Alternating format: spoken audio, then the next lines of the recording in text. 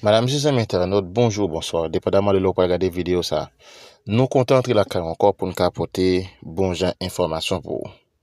Bienvenue sur Journal 9. On connaît que nous là pour créer une capable de information et tout type d'information.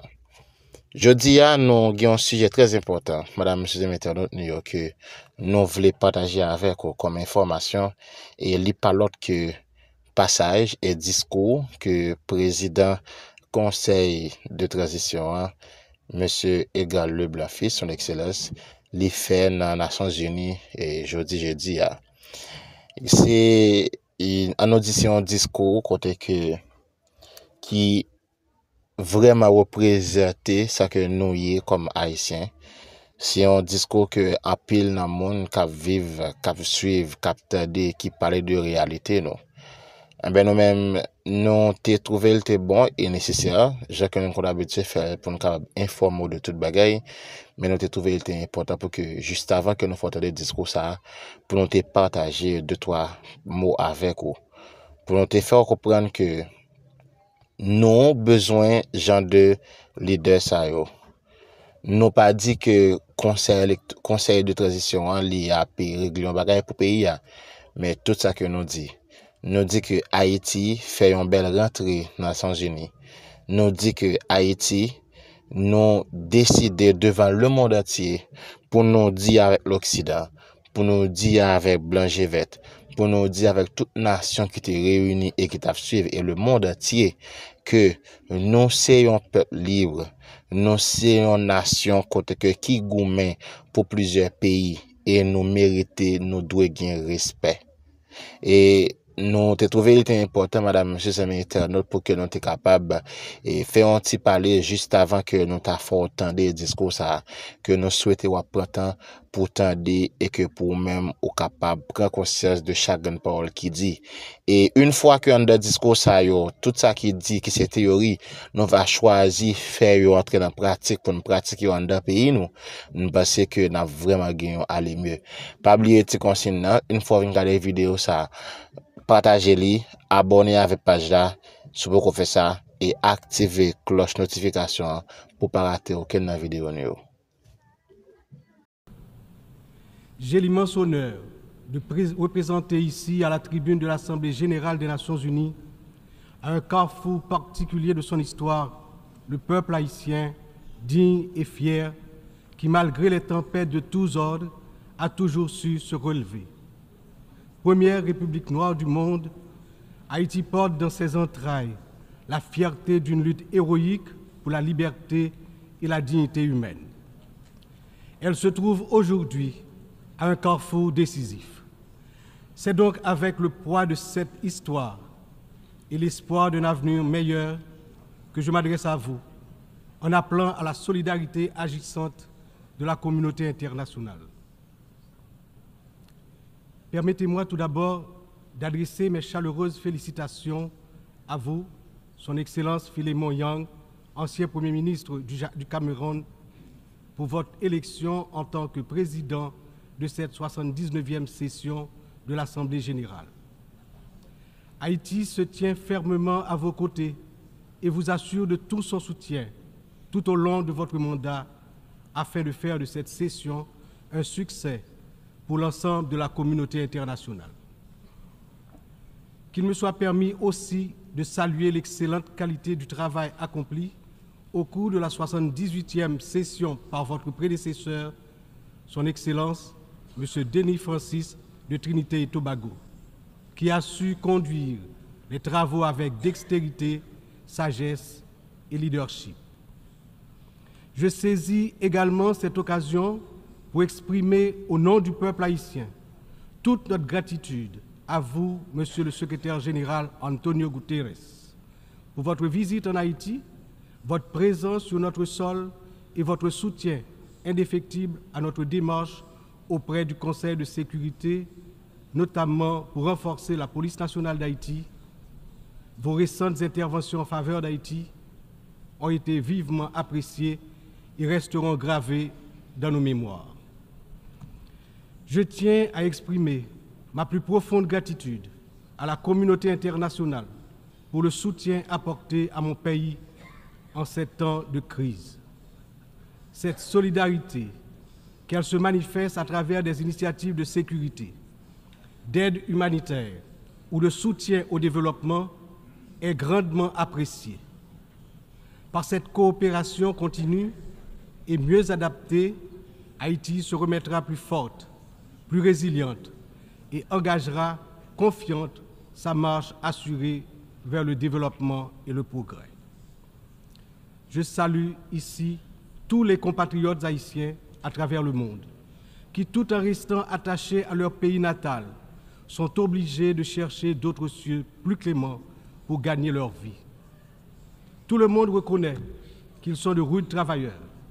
Je veux leur dire, partout où ils se trouvent, que le Conseil présidentiel de transition et le gouvernement pensent à eux en attendant que les conditions soient réunies pour qu'ils reviennent au bercail. J'en profite pour saluer Amnesty International et d'autres organismes opérant dans le domaine de la défense des droits humains qui suivent de près les violations des droits des migrants haïtiens à travers le monde. Je me permets, au nom du peuple haïtien, de saluer fraternellement tous les amis d'Haïti qui ont fait preuve de solidarité envers les migrants de notre pays, en particulier ceux résidant à Springfield dans l'Ohio, aux États-Unis. La longue histoire d'amitié et de solidarité réciproque entre nos deux nations, depuis notre participation à la bataille de Savannah en 1779, nous permet de dire avec confiance que le peuple américain rejette toute incitation à la haine contre notre communauté. La participation active des immigrés haïtiens à différents niveaux de la vie des États-Unis est tangible et significative. À cet égard, les passions qui émergent naturellement lors d'une campagne électorale ne devraient en aucun cas servir de prétexte à la xénophobie ou au racisme dans un pays tel que les États-Unis, une nation forgée par des immigrants de toutes origines et qui s'est érigée en modèle de démocratie à l'échelle mondiale. Monsieur le Président, Excellences, Mesdames et Messieurs, le thème de cette 79e Assemblée générale, ne laisser personne de côté, agir ensemble pour la paix, le développement durable et la dignité humaine des générations présentes et futures, résonne profondément avec les défis majeurs auxquels le monde est confronté aujourd'hui. Ce thème est un appel urgent à l'unité et à la coopération internationale dans un contexte où les inégalités, les conflits et la crise climatique exacerbent la vulnérabilité de millions de personnes à travers le globe.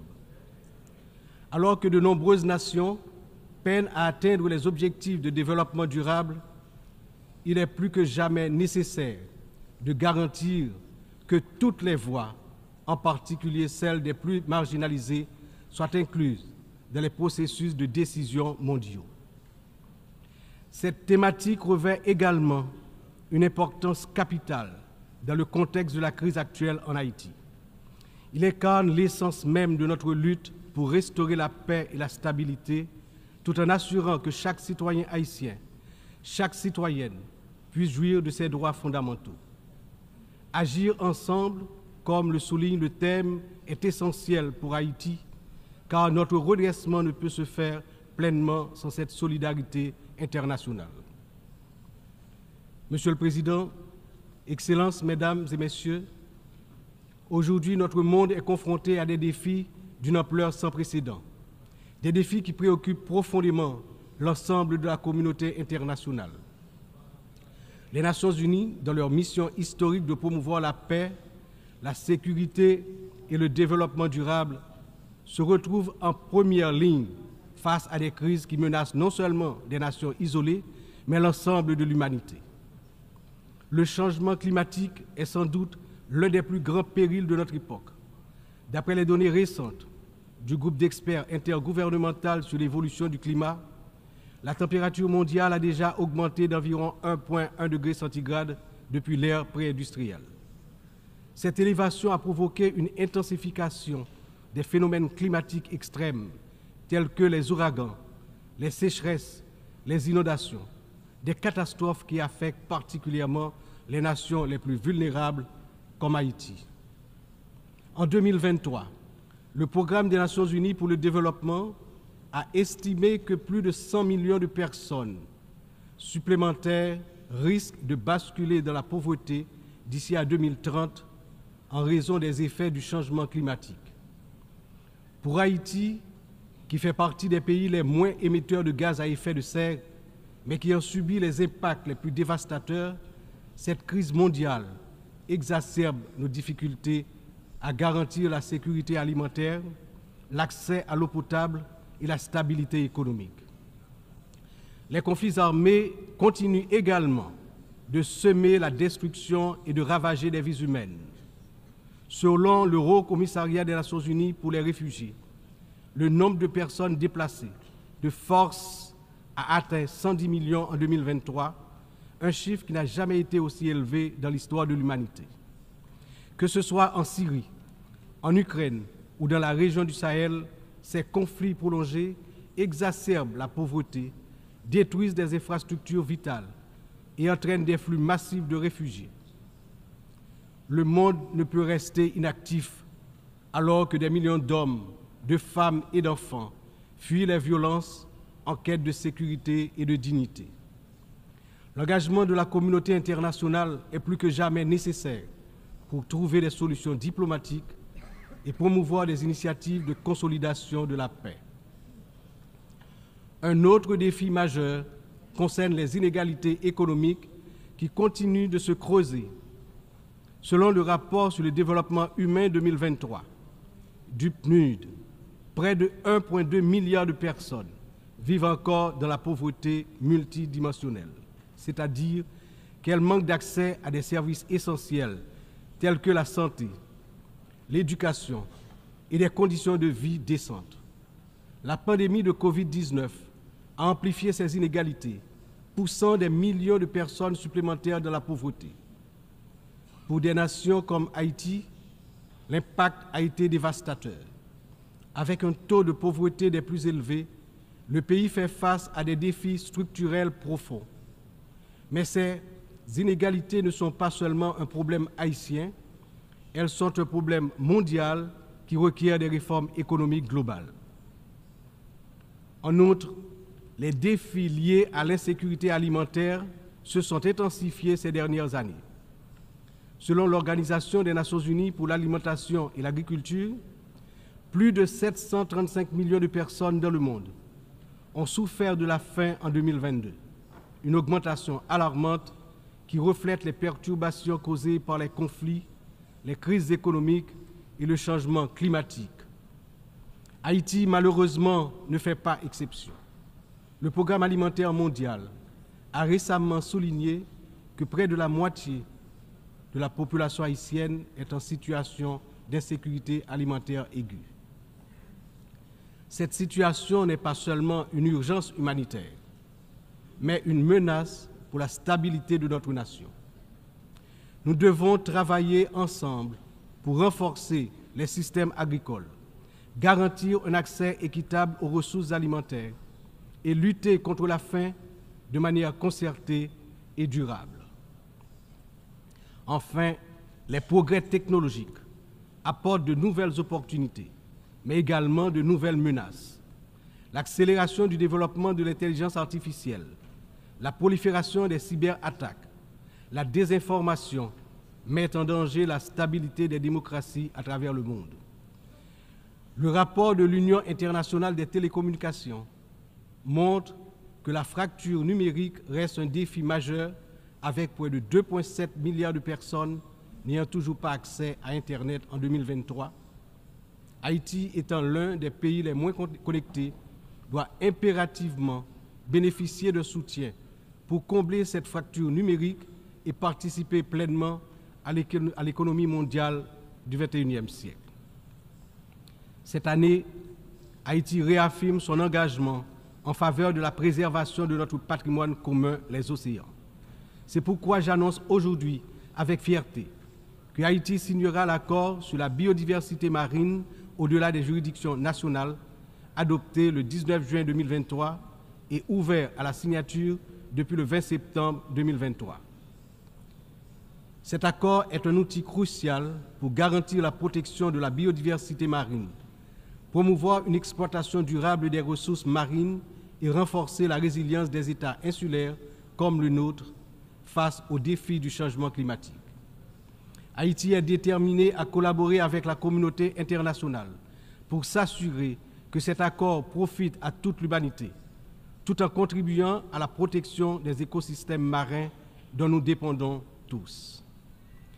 Ces défis mondiaux ne peuvent être relevés que par un engagement renouvelé en faveur du multilatéralisme, de la solidarité et de l'action collective. Haïti, malgré ses difficultés, se tient prête à collaborer avec la communauté internationale pour surmonter ces crises et bâtir un avenir où la paix, la justice et la dignité humaine triomphent. Mais nous ne pouvons y arriver seuls. C'est ensemble que nous devons agir pour garantir que personne ne soit laissé de côté. Excellences, Mesdames, Messieurs, en proclamant l'indépendance d'Haïti le 1er janvier 1804, le général Jean-Jacques Dessalines, père fondateur de notre patrie, a donné aux droits de l'homme leur caractère universel. En d'autres termes, avec le triomphe de la révolution haïtienne de 1804, ayant lancé le processus de démantèlement de l'ordre colonial et esclavagiste, les droits de l'homme ont cessé d'être uniquement les droits de l'homme blanc pour devenir les droits de tous les hommes, de toutes les femmes, c'est-à-dire les droits de l'humanité tout entière.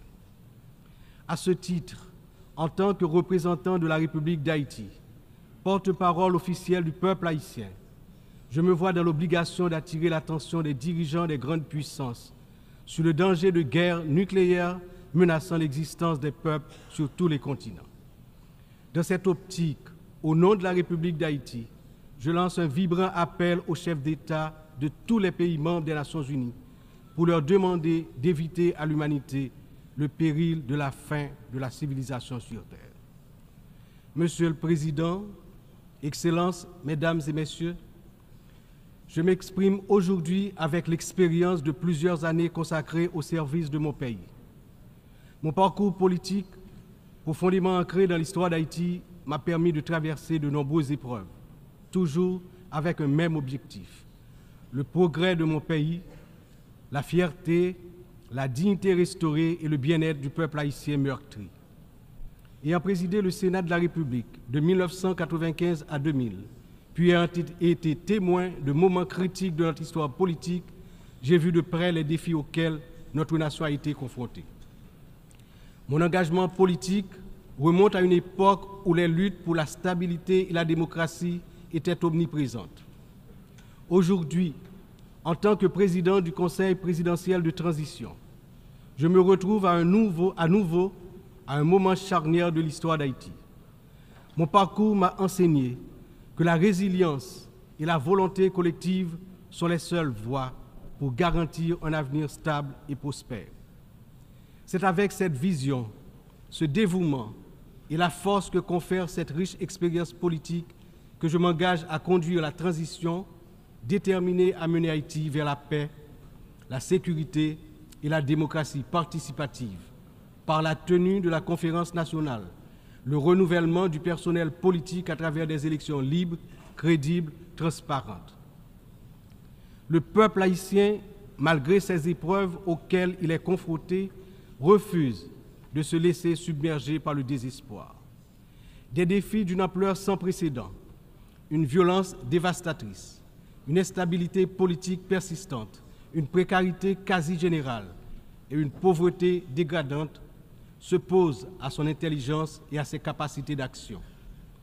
Au milieu de cette tempête, il a compris qu'il lui fallait prendre une décision courageuse, celle de se mettre ensemble, de s'unir malgré les différences profondes pour pouvoir se relever et se mettre en marche, en toute confiance, vers la sortie de la crise multidimensionnelle qui l'afflige depuis déjà trop longtemps.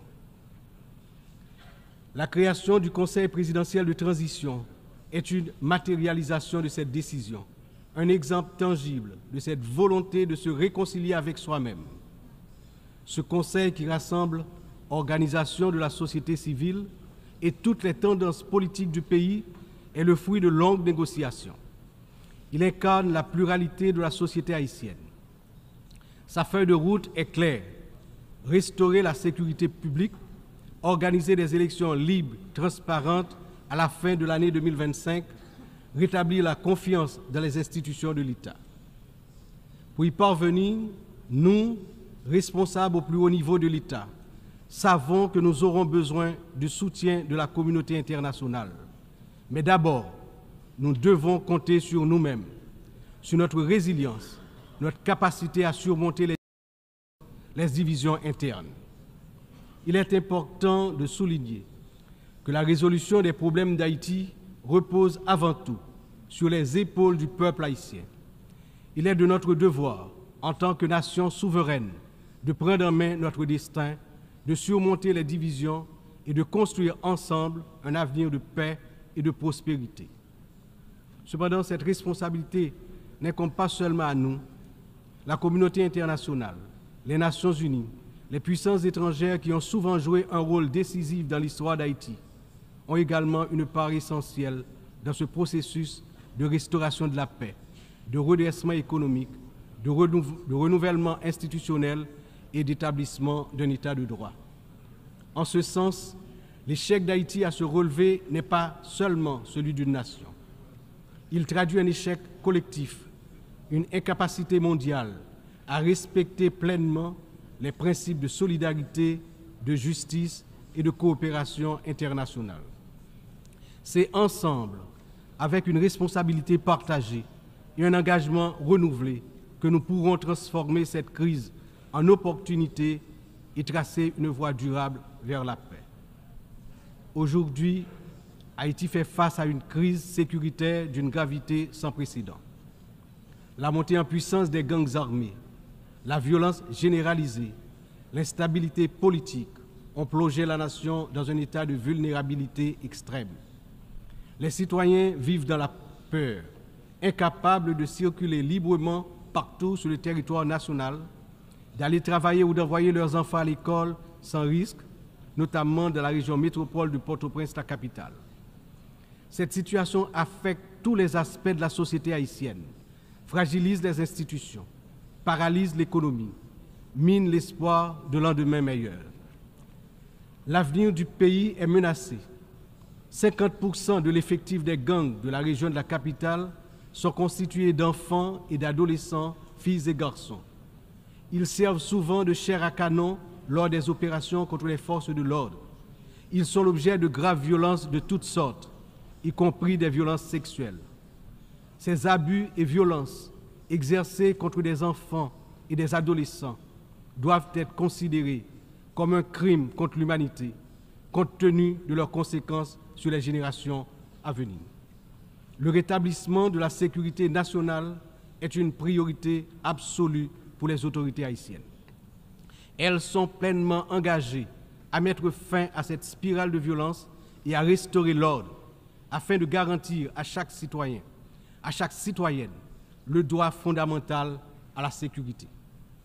Elles sont conscientes que la paix et la stabilité sont les fondements indispensables pour permettre à Haïti de se redresser, de rétablir la confiance dans ses institutions, d'assurer le développement socio-économique du peuple. Dans cette optique, la décision du Conseil de sécurité d'autoriser le déploiement de la mission multinationale d'appui à la sécurité à travers la résolution 2699 a été une réponse directe aux appels du peuple haïtien. Cette mission, bien que n'étant pas une force onusienne classique, incarne l'engagement de la communauté internationale à soutenir Haïti dans sa lutte contre l'insécurité. J'exprime au nom du peuple haïtien ma profonde gratitude aux États contributeurs, notamment au Kenya, pour avoir accepté d'assumer le leadership de la mission, ainsi qu'à tous les pays qui ont apporté leur soutien. Les forces de sécurité nationale, avec l'appui de la mission, ont déjà montré des résultats tangibles sur le terrain permettant à la population de retrouver progressivement une certaine normalité. Beaucoup, néanmoins, reste encore à faire. Haïti a accueilli plusieurs missions des Nations Unies au cours des 3 dernières décennies, notamment la MINUSTA. Si certaines de ces missions ont contribué à stabiliser temporairement le pays, elles ont également laissé un héritage lourd de conséquences. Des allégations de violations graves des droits humains, y compris des abus sexuels, ont ébranlé la confiance du peuple haïtien. L'absence de poursuites et de réparation pour les victimes a renforcé un sentiment d'impunité, minant ainsi les efforts de reconstruction. Il n'est cependant jamais trop tard pour bien agir et pour tirer des leçons du passé. En repensant l'approche, nous avons l'opportunité de redorer le blason des missions internationales en Haïti et de construire un avenir meilleur pour le peuple haïtien. C'est dans cet esprit que nous souhaitons voir amorcer une réflexion sur la transformation de la mission de soutien à la sécurité en une mission d'opération de maintien de la paix sous mandat de l'Organisation des Nations Unies. Cette transformation permettrait non seulement de sécuriser un financement plus stable et d'élargir les capacités de la mission, mais également de renforcer l'engagement des États membres en faveur de la sécurité en Haïti. Je suis convaincu que ce changement de statut, tout en s'assurant que les erreurs du passé ne se répètent pas, garantira le plein succès de la mission en Haïti. Excellences, Mesdames et Messieurs, je me tiens aujourd'hui devant cette Assemblée en tant que voix de la République d'Haïti, pays dont l'histoire est inextricablement liée aux idéaux de liberté et de justice que nous célébrons tous ici. Mais Haïti, la première nation noire indépendante du monde, est aussi la grande victime d'une injustice historique qui a non seulement retardé son développement, a aussi marqué son peuple d'un fardeau dont les répercussions se font encore sentir. En 1825, à peine 21 ans après avoir gagné sa liberté au prix d'une lutte héroïque, Haïti a été contrainte de payer une dette colossale à la France, pays colonisateur, en échange de la reconnaissance de son indépendance. Cette rançon imposée sous la menace a siphonné les ressources de la jeune nation, la plongeant dans un cycle infernal d'appauvrissement dont elle peine toujours à sortir. Cette dette a été une forme de punition pour sa hardiesse à se libérer des chaînes de l'esclavage et hisser l'être haïtien à la dignité de l'homme. Elle a été une pénalité injuste qui a asphyxié le potentiel économique et social du peuple noir d'Haïti pendant des générations. Dans le contexte d'aujourd'hui, où plus que jamais, l'attention est portée sur les efforts pour restaurer sans délai la sécurité et répondre aux immenses besoins humanitaires en Haïti, il me paraît important d'attirer l'attention de l'Assemblée sur les séquelles du passé colonial et des rançons payées à certaines puissances qui ont largement hypothéqué le développement d'Haïti. Il n'est pas sans intérêt de rappeler qu'Haïti a été le seul pays à avoir payé pour son indépendance, obtenue pourtant dans le feu et dans le sang. À la veille du bicentenaire de cet événement inédit dans l'histoire du monde, n'est-il pas venu le moment de la restitution des montants consentis? À cet égard, mon pays s'est félicité des propositions formulées par un certain nombre de gouvernements et également certaines agences des Nations Unies pour des actions concrètes en vue de la reconnaissance, la réparation et la restitution des torts du passé.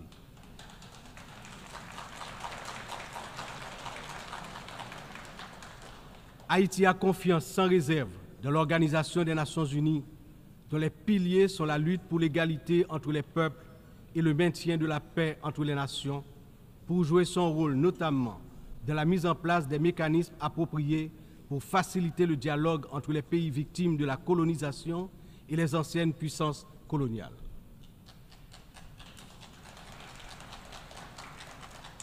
Ici, à cette 79e session de l'Assemblée générale, Haïti est par mon entreprise, non pas simplement pour revendiquer une réparation, mais pour poser une question de principe, celle de la justice immanente. Ma démarche est résolument engagée, structurée et bien documentée. Le Comité national de restitution et réparation, en collaboration avec la Commission des réparations de la CARICOM, a déjà entrepris des travaux exhaustifs sur ce sujet. Nous demandons la reconnaissance d'une dette morale et historique et la mise en œuvre de réparations justes et appropriées qui permettront à notre peuple de se libérer des chaînes invisibles de ce passé injuste. Excellences, Mesdames et Messieurs, l'histoire nous enseigne que les nations ne se relèvent pas dans l'isolement, mais dans l'union des forces, dans l'engagement résolu à bâtir un avenir commun. Haïti, cette terre qui a offert au monde un symbole de liberté inébranlable et qui a aidé plusieurs nations à se libérer du joug du colonialisme barbare, ne cherche pas la charité, mais la justice, le respect de sa dignité et de son droit à une existence digne et prospère. Les défis auxquels nous sommes confrontés aujourd'hui sont certes immenses, mais ils ne sont pas insurmontables. Il exige de nous tous une vision partagée, un sens profond de notre humanité commune et la détermination à transformer les crises en occasion de renouveau. Chaque nation, grande ou petite, riche ou vulnérable, porte une part de l'avenir collectif entre ses mains. C'est dans cette interdépendance que réside la force véritable du multilatéralisme. Que ce débat général soit le moment où nous réaffirmons notre engagement indéfectible envers la paix, la dignité humaine et le développement durable, car ce que nous faisons aujourd'hui résonnera dans les siècles à venir. L'histoire jugera la manière dont nous aurons su répondre aux défis de notre temps. Ensemble, dans un esprit de solidarité et de coopération, nous pouvons et nous devons construire un avenir où aucun peuple, aucune nation ne sera laissé pour compte. Vive Haïti, vive la coopération internationale. Demain, un autre pays, demain, un autre monde. Je vous remercie pour votre attention.